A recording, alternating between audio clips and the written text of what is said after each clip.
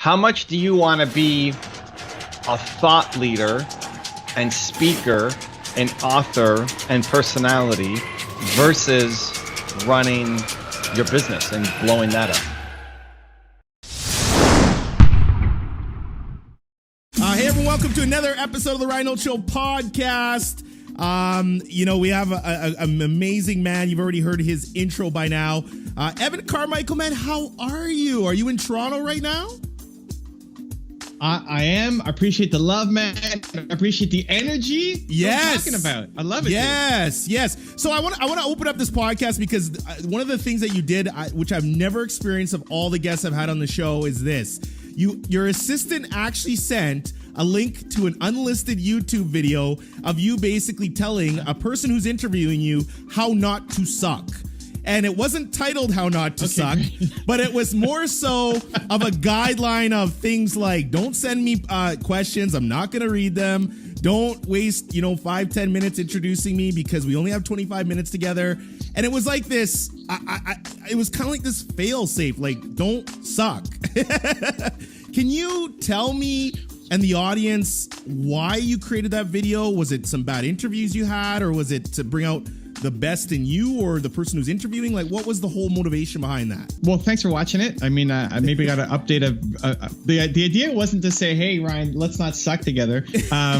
But this is why, like, I want this show to matter. Like, yeah. I want our time to matter. I want my episode with you to mean something, to have an impact.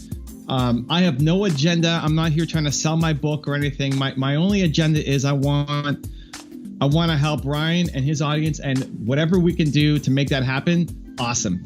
So people ask me, well, how do I introduce you? Like, say whatever you want. I mean, we chatted just before we went live about salsa and bachata. You want to call me the bachata king? Great. Like, bachata I don't care papi. how you introduce me. Bachata papi.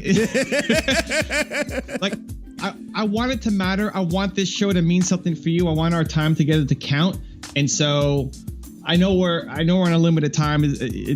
Some people want, like, an hour or 2 hours to do their show, and we're crunching it down. Of course. And so I just want it to matter. And so I make that video, just some of the guidelines. People ask me, like, hey, what questions are off limits? Whatever you want to ask, let's go. I love being people's first guests too. And a lot of people I'm getting, I say yes. Like, I like saying yes. I can't say yes to everybody, but I like saying yes. I like supporting people. I pay attention to the energy, man. And one thing that Ryan Holtz has is energy, dude. Well, you know what, man? We're fellow Canadians. It's so crazy because, I followed your content for some time, and I don't know if I like to pride myself on my detail and consuming content, but as soon as I found you were from Toronto, I think I just loved you a little more. I just thought, oh my God, it's a fellow Canadian. Like, everybody's from New York or LA or Miami or somewhere but Canada. And each interview, even the Jordan Belfort interview that you did, the one thing I loved is he's kind of like, well, hey, Evan, you're an entrepreneur from Canada, or maybe you're just an entrepreneur from Canada. You're like, no, I'll rep Canada. I really love Canada. Like, I could hear it in your voice. You're like, don't subside Canada. I'm representing us. I like Canada. There aren't many people who hate on Canada. I mean, I remember being on an airplane with a guy we're going to Europe, and he had a Canadian badge on his backpack.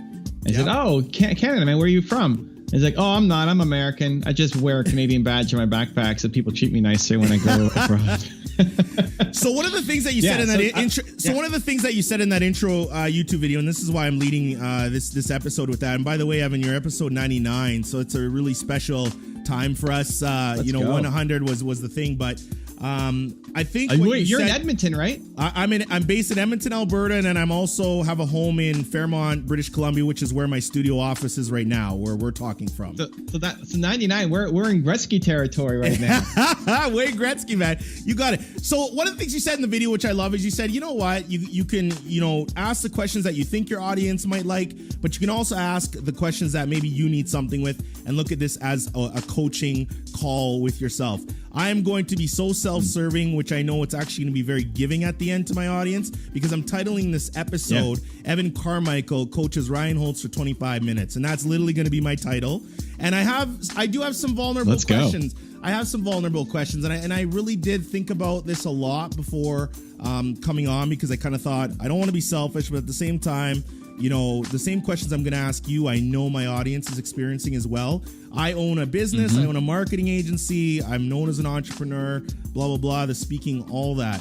I started the podcast after doing a lot of commentating on radio, TV, coming in on as like the marketing expert and blah, blah, blah when iPhone drops. I love the podcast format because I said, oh my God, I have a medium in which I can talk, which people can passively consume the content. And it's interesting because I really wanted a platform where I felt like I could just say what I wanted. I didn't have to be too politically correct. It's not that I'm rude or say any derogatory stuff, but just a place where I can really have real talk with my guests. And I've had some great, you know, whale guests and big names such as yourself and it's amazing how based on the questions you ask them, you'll really get to the humanity of them. My question is this. You talk a lot about leading with video for the podcast, and you said that to Jordan Belfort. I really like that interview because basically you coached him for the whole thing, and the guy just sat there and took all the advice.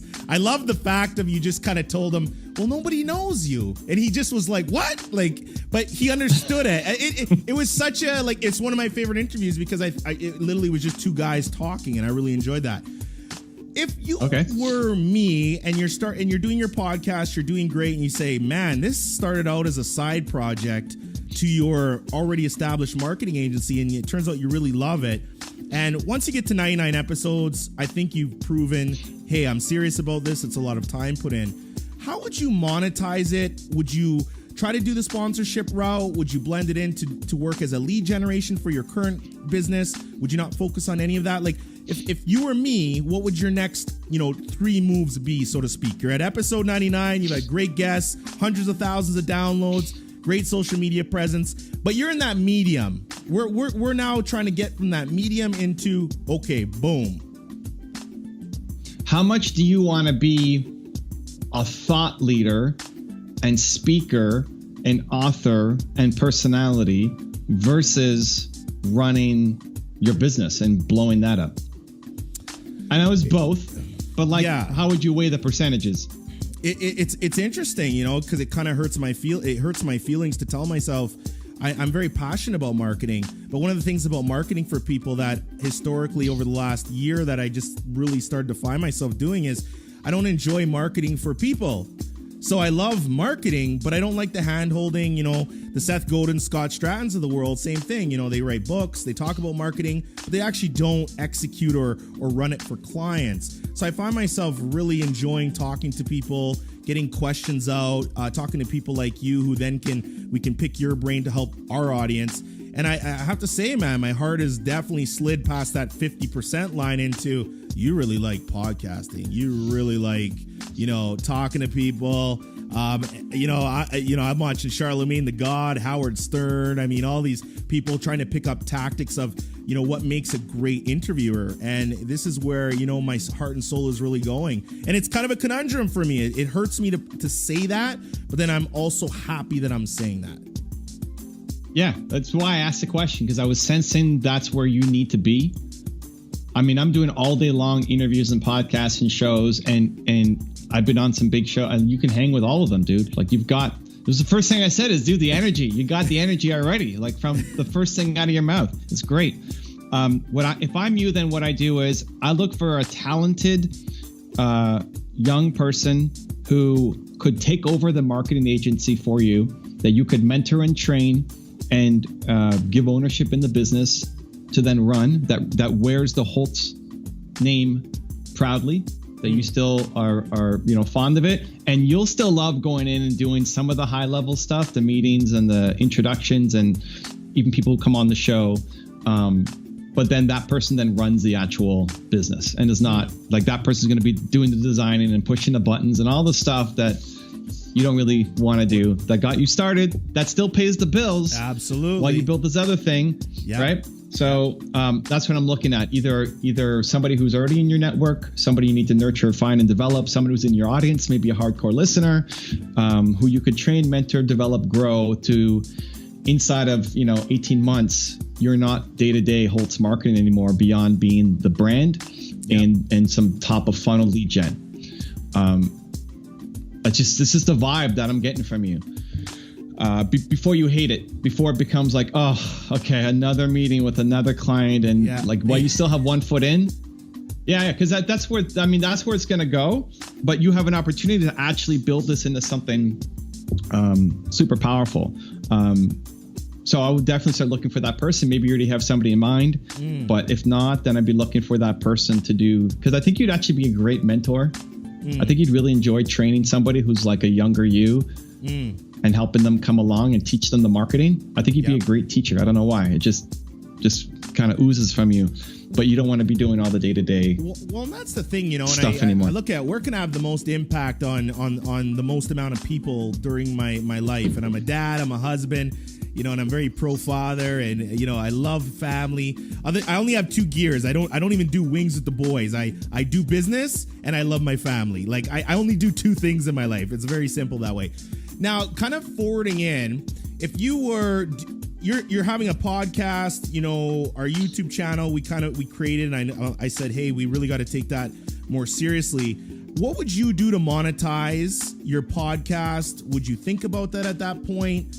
Is that even the right question to ask at that point? Because we've had a lot of people, we've had a couple little advertisers and stuff like that, but I kind of said, I really don't want to take money right now at this point. We're having a lot of fun.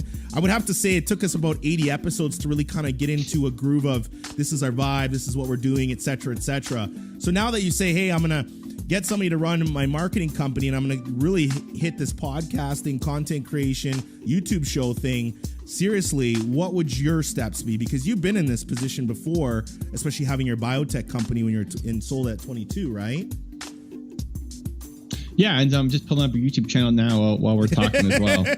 It's terrible. We got. I'm trying. We got some work to do, Ryan. We got some work to do, but that's okay. Yeah. But listen, you're too much of a personality. There's too much like energy coming off of you to contain it in this box. Yeah. YouTube should definitely be this episode should be on YouTube. Absolutely. It should go to your podcast and should go to YouTube, because your YouTube will live forever. Yeah. Maybe you get the Joe Rogan deal, but YouTube will live forever.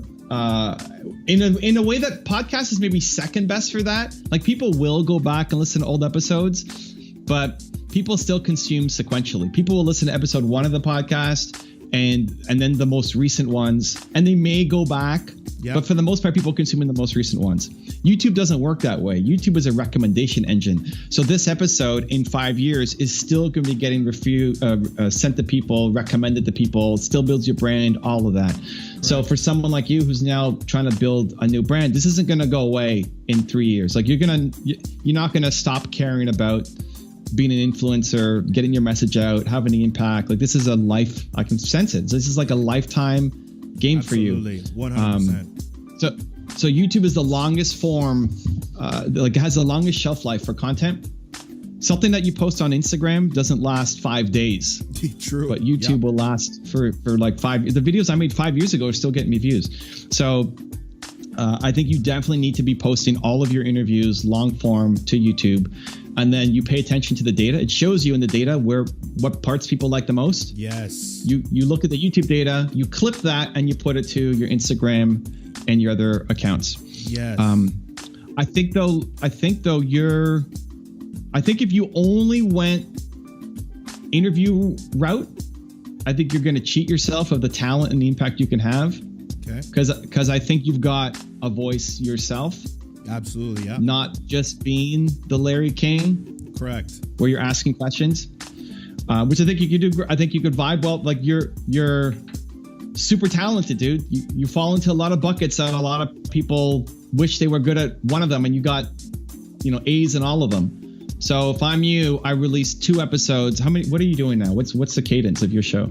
1 episode a week, 4 episodes a month. With a guest each time? You know what? It's we're at 98% guess, and then I do current events. So I'll bring, we had, for instance, I gave my commentary on George Floyd.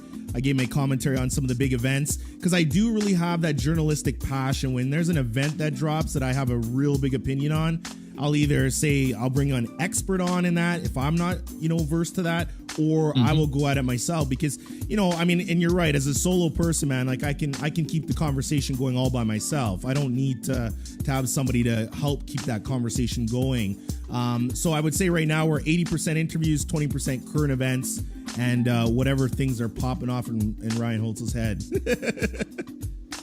Yeah, like I think you honestly are doing a discredit to yourself by just focusing on guests and current events. I think there's a lot of just life lesson, wisdom, knowledge that's evergreen that you can share. Like, yes, touch on your view on Black Lives Matters right now is super important, right? It's Absolutely. So trending, it's so potent. Your view on it matters, but there may not always be something in the news that strikes your fancy. Correct. But I wouldn't limit yourself to that. Like even what you just said about I've got two gears of being a father and being a businessman, and that's all I'm focused on. You can take me inside that world. How do you balance your life? How do you be a good father and a good entrepreneur? Yes. Right? Yes. There's a lot of timeless stuff. I bet you know Anthony Trucks? I've heard of the name. I don't know anything about it. I have heard of him. Okay, so I was hanging with him recently in Puerto Rico as part of this event, and he's an ex-NFL player turned motivational speaker. Yeah. And I was talking to him about his YouTube channel the other day, and the thing with him is you could give him a topic, and he'll just start immediately crafting he'll just start being able to riff off of it. I get that same vibe from you. Like if I just said, "Hey, tell me about balance." Yeah, absolutely. You could just go. Absolutely. You don't need to sit there and like come up with a script for 2 hours to then come up with, right? Which is such a talent. Yes. So many people really, really struggle with that. It's like, well, let me meditate on what my process is going to be. And then and that's fine. Like if that's your process, you could just spit the stuff out. Yes. So if I'm you, I go twice a week, once with a guest, and then once just you, talking about either news related or something from the soul, something that your audience is asking about. You pay attention to your comments and see what they're saying, see what they're asking you advice for, and then beyond just marketing. I think you can really. Here's the thing, Evan. Fast forward my life. 13 years old, raised by a single mom. My mom passes away, left with no parents. Started playing football at 14 years old. Played all the way through high school. Went down to Los Angeles. Came back up. Always looked at the university prospectus thinking, I don't want to be a lawyer. I don't want to be a doctor. I don't want to be an engineer. Where the hell do I fit? Trying my whole life to figure out how to fit in a box. And then I figured out, whoa, dude, you're not a box. And then everything at 24, when I first started my first company that I sold, popped off. And everybody said, Ryan, you're a great marketer. And we got great media attention. I said, well, geez, this is good. Let's just go down the marketing path. And I love it. And we've done great with it. And now you kind of come back again and you roll back and you're talking to Evan Carmichael saying, man, the world is your oyster. It's circular. I mean, you can melt it whatever way you want to go. But now the humility in me is making sure, hey, ask questions, be humble, learn, get constructive criticism. And that's why I said, I'm like, hey, we're using this 25 minutes to make this a podcast of just, hey, we all have the same problems. Because a lot of my audience and my people, they're like, Ryan's got everything figured out. He's doing great. But in my head, I'm like, well, no, I could be doing much better. And take people inside that conversation. Yes. Right? Like the problem you built is you've now built yourself a new box in marketing. And it's still a box that you enjoy. You don't absolutely hate it, but it's not a full expression of Ryan Holtz. Yes, absolutely. And so that's a piece. That's like 1/10 of who you are. And you're probably never going to lose the marketing. Like you still love marketing. You're still going to pay attention to titles and headlines and what's popping and trending. And it's always a piece of you, but you want to talk about other things. And you want to have a book and do speaking gigs and be the guest in other people's shows. I just sense, I think you could do a really great job at it. Just, it starts now and not building the Larry King brand of just being a great interviewer who asks great questions, has lots of energy. But no, Ryan's got something to say as well. You say, in your opinion, you say, man, do it all. Tap into whatever you can tap into and just do it all. I would say tap into whatever your creative flow is guiding you towards. Like, I think when you get into, I could see it, dude. When you get into something and you like take a bite on it, you're not letting go. You're going to see that thing through, and you're going to create create gold out of that moment. Yeah. But that could get obsessed, create lots of man. different things. Yeah, I get obsessed. Dude, I feel it. Like I talk to my wife all the time, and I'm like, listen, you know what happens when you tell me I got to fix that vacuum cleaner. Don't tell me right now, because once I go fix like, it's a small example, but whatever I get into, it's like, where the hell did Ryan go? Like, he's been in the garage for like 5 hours trying to fix this down. I'm very obsessive in what I do. And that's so there's a lot of different paths you could take, whether it's speaking, whether you create your own course, whether you create a book, whether you create a video training, how to do all of it could work. I wouldn't say do all of them. I say like, what's your creative energy pulling you towards, and then go all in on that thing, because they could all work for you. But definitely now it's stepping in front of the camera, in front of the mic, not just being the guy asking the questions. Correct. It is the next evolution of Ryan Holtz. I love that, man. I love that. Here's another question for you. Have you heard of Tim's story? He's a life coach. Yeah, I know loves Tim. him. Yeah, Tim. Yeah, he's awesome. So Tim's story is wild. Okay, go ahead. No, you go ahead. You talk. Tim's story. So, I mean, I've connected with Tim a whole bunch, and the first time I went to his house, we went to go film a 10-part series on how to be a life coach. From somebody who's like actually done it, like in a big way, right? Like big Kanye's life coach, not just like, right? Quincy, crazy. Yeah, dude, the dude he's so humble, but he's a legend. Anyway, so we're at his house, we're filming, and it takes, I don't know, 4 hours to make the content. He's another guy who's like you, dude. There's a lot of Tim's story in you, and that you could throw him anything, and he's so sharp and just come up with something. Doesn't need a lot of reaction time to get it. When we were finishing up, he's like, I gotta go see my mom. I gotta drive across town to go see her. You guys just close up when you're done. His home, like, he leaves me and my crew in his personal home to clean up the lights and the gear and all that stuff. And he's like, do we lock the door? That just close it. It's fine. It's a safe community. Just like absolute trust. Wow. So it's like wild. Anyway, I'm a big Tim Story fan. We just had him on the podcast, and I get a lot of questions from our listeners of, Ryan, how do you book guests? How do you build a relationship? How do you get, through the assistants? And so I started asking this question to some of the guests that have came on, and some of the, basically just, how do you give permission to your time? How do you say out of 10 podcasts, well, I can't do all 10, but I'd like to do 6, so 4 is going to have to get cut.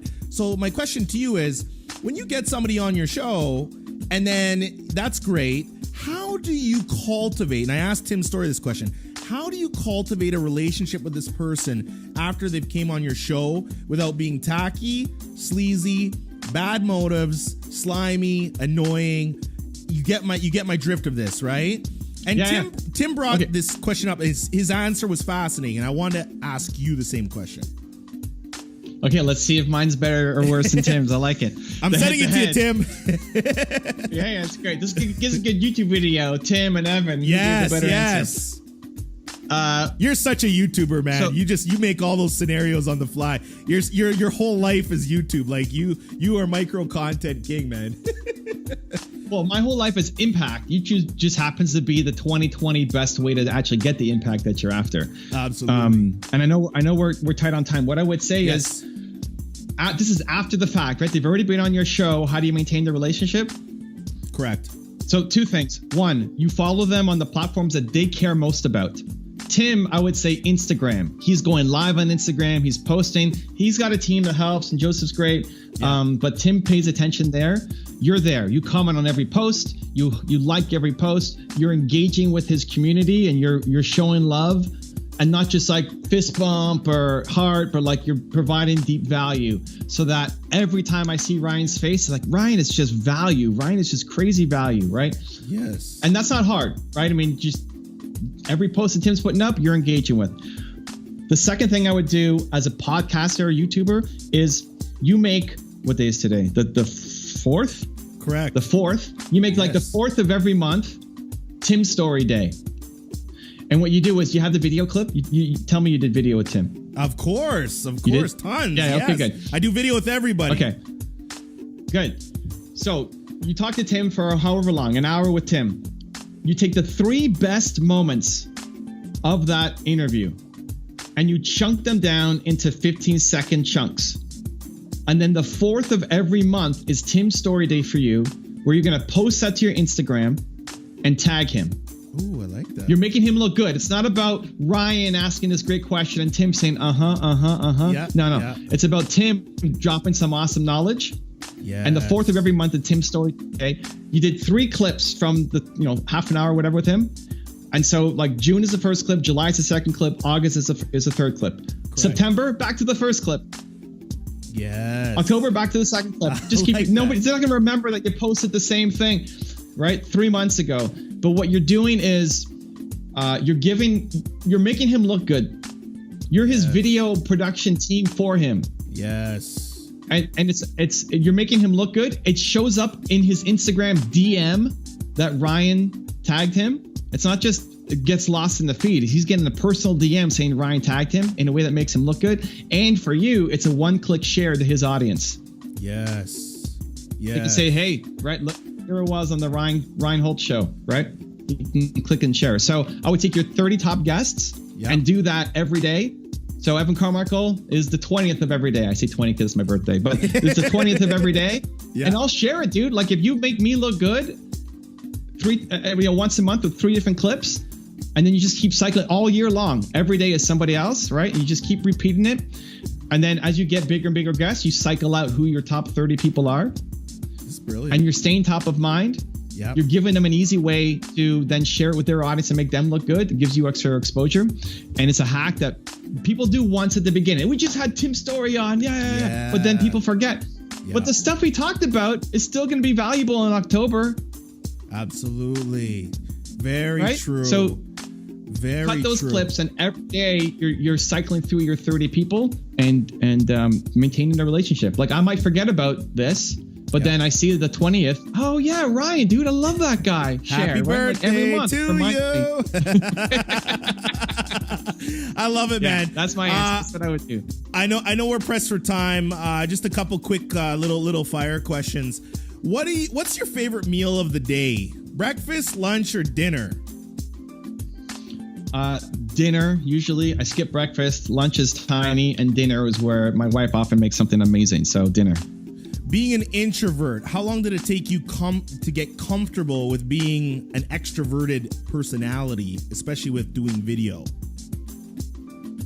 I still struggle with it because I want it to be, because I put pressure. Like I want this to be the best interview both of us have ever done. That's the pressure. Like I'm showing up today for Ryan, and it has to count. If it was just mailing it in every day, then that's super easy. But the pressure to make this one the best that I'm proud of, that my grandkids are going to watch this interview, is what I go in thinking. The top 2 people that you've ever talked to that literally left an impact that just changed your whole trajectory. Brendan Burchard and Bishop Jakes. And one person you would love to chat with that you can't connect with at this point. Is there anybody that you're just like, I really want to talk to this person? Alive? That I should get? Yeah, let's do a live. Okay, well, dead, I'd go AP Giannini. He's on the wall behind me. Favorite entrepreneur of all time. Founder of Bank of America. Alive would be Kanye, who's on the back over there. Oh. Mostly because I think people underestimate the genius, and they always interview him trying to get the gotcha moments without actually, like, I'd love to have an entrepreneur creativity discussion jam session with him. I think that could be good. Evan Carmichael legacy 10 years after you have passed on to the beautiful land in which you want to go to. I don't think that way, man. It's like, what am I making while I'm alive? That's great, man. You're in the moment. Evan, that's all I have, man. I mean, I appreciate you so much. It's so great to connect with you. Very self-serving interview. You were my first self-serving interview that I've ever done. And it really feels good at the end. And I'm posting it, and I think it's extremely vulnerable, but I think there's still tons of value in it. I think it's the best, dude. I think you should lead all the time. If you lead, and I got to get to my next one, but if you lead to say, hey, I'm having Tim, you're on because I love this thing about you. I love that and forget about his whole bio. And you know what? I'm really struggling with this. You're going to get a way more engaged guest.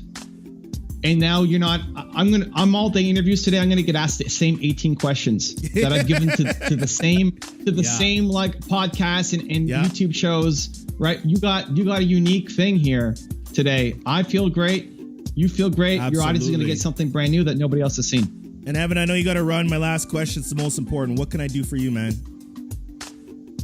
Live it, dude. Build the Ryan Holtz brand. Like the best thing you can give to a mentor isn't buying their book or buying their coachings. It's taking the advice and actually running with it. When you mentor somebody and you tell them to do this, the best thing they can do for you is to actually go off and execute. Like Absolutely. I want to see Ryan Holtz sharing his view on the world once a week. Like go build the Ryan Holtz brand, dude. That will make me pumped. Much love, man. Take care. Have a great interview. Much love. Okay. All right. Take care, brother. If you want another awesome video in our Black Excellence series, check out the video right there next to me. I think you'll enjoy it. Continue to believe, and I'll see you there.